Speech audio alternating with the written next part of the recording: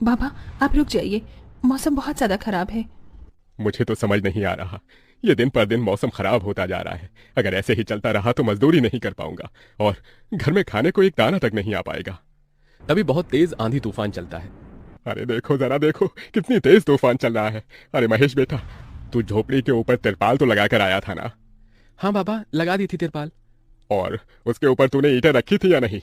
बाबा ईंट रखना तो मैं भूल गया। महेश के इतना कहते ही झोपड़ी के अंदर बारिश की वजह से पानी टपकना शुरू हो जाता है। हे भगवान महेश, तूने ये क्या किया? तुझे मैंने कहा था बारिश और तूफान तेज है, तुझे ईंटें रख देनी चाहिए थी। मुझे लग रहा है कि तिरपाल उड़ गई। चल चल मेरे साथ चल। अब तुझे मेरे साथ भीगते हुए मेहनत करनी होगी, नहीं तो पूरे घर में पानी ही पानी भर जाएगा। देवेश इतना बोल ही रहा था कि घर के अंदर वाकई छत से पानी टपकने लगा। हाँ पिताजी, आप सही कह रहे हो, चलो चलते हैं जल्दी से। दोनों बाप बेटा बारिश में बाहर निकलते हैं और झोपड़ी की छत पर तिरपाल को सही से लगाना शुरू कर देते हैं। अरे बेटा, ईंट को अच्छे से रखना, कहीं ईंट गिर न जाए। ठीक है पिताजी, सही सही रखूंगा।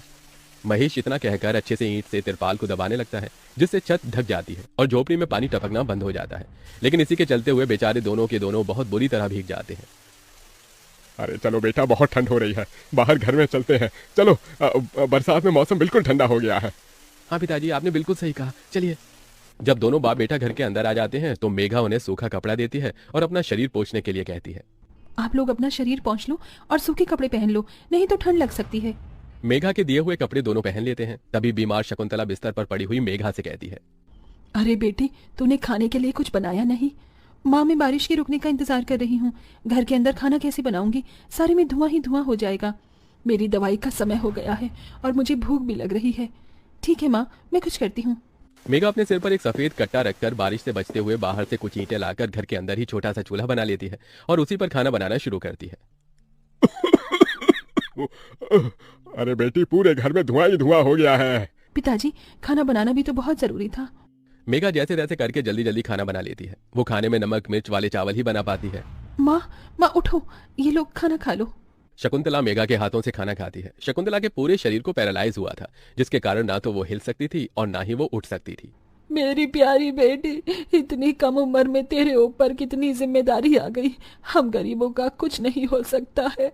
इस गरीब झोपड़ी के अंदर हम कैसे कैसे दिन देखते हैं। कोई बात नहीं माँ, बच्चे समय के अनुसार बड़े होते हैं, लेकिन मैं समय से पहले बड़ी हो गई हूँ। आपको तो खुश होना चाहिए। मैं तो इस कदर लाचार हो गई हूँ कि तेरे सर पर हाथ रखकर तुझे आशीर्वाद भी नहीं दे सकती बेटा। शकुंतला की आंखों से आंसू निकल रहे थे। मेघा उसके आंसू पोंछकर अपनी मां को हौसला देती है, जिसके बाद वो अपने भाई और पिता के साथ बैठकर खाना खाती है। बारिश होती ही रहती है, लेकिन बारिश रुकने का नाम ही नहीं लेती। खाना खाकर वो सभी सो जाते हैं। आधी रात के समय जिस तरफ शकुंतला का बिस्तर होता है, वहां पर पानी टपकना शुरू हो जाता है। अरे ये क्या, पानी टपक रहा है? मेघा, मेघा, लगता है सो गई। अब मैं क्या करूं? ये पानी तो धीरे धीरे टपकता ही जा रहा है। शकुंतला रात भर अपने ऊपर टपकते हुए पानी को ऐसे ही झेलती रहती है, जिसकी वजह से सुबह तक उसके पूरे शरीर में बुखार फैल जाता है। अरे अरे, ये क्या माँ, आपको तो बहुत ही बुखार हो गया है। रात भर ये झोपड़ी की छत टपकती ही रही। मैंने तुम्हें उठाने की कोशिश की, लेकिन तुम्हारे तक आवाज नहीं गई। ये सुनकर मेघा को बहुत अफसोस होता है। वो सूखे कपड़ों पर अपनी मां को सहारा लगाकर लिटा देती है और उनके कपड़े भी बदल देती है। लेकिन तभी अचानक से गांव में बाढ़ आ जाती है। अरे अरे, ये क्या हो, यहाँ तो पानी भर रहा है। अरे लगता है गांव में बाढ़ आ गई है। अरे हम लोग क्या करें? अरे बेटा महेश, अरे भाई, अपनी माँ को कंधे पर उठा, नहीं तो हम सभी बह जाएंगे। अरे पानी में कोई जुगाड़ करता हूँ बेटा। देवेश फौरन घर के बाहर जाता है। जहां वो आसपास देखता है, उसे एक रेडी दिखाई देती है। देवेश उसे लेकर आता है, जिस पर शकुंतला को लिटा देता है। अरे चारों तरफ पानी ही पानी हो रहा है, हमें अब यहाँ से जाना होगा, नहीं तो पानी में हम डूब जाएंगे।